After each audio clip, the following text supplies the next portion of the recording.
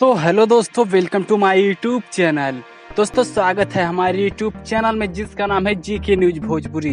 तो दोस्तों आप लोग के बीच में एक और न्यू सॉन्ग का अपडेट लेकर आ चुका हूं, जो कि दोस्तों प्रमोद प्रेमी का है। जी हाँ दोस्तों, प्रमोद प्रेमी का न्यू सॉन्ग आ चुका है बोल बम का, जो कि दोस्तों हमारे मोबाइल के स्क्रीन पर देख सकते हैं। जो कि दोस्तों गाना का नाम है मेहरारू चाही सूनर।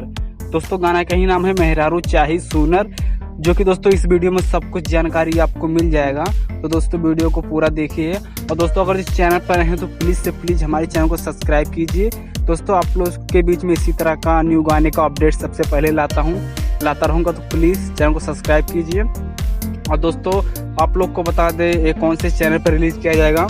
दोस्तों हम भोजपुरी यूट्यूब चैनल पर इस गाने को रिलीज़ किया जाएगा, जो कि दोस्तों 22 जुलाई को इस सॉन्ग को रिलीज़ किया जाएगा, यही सुबह के।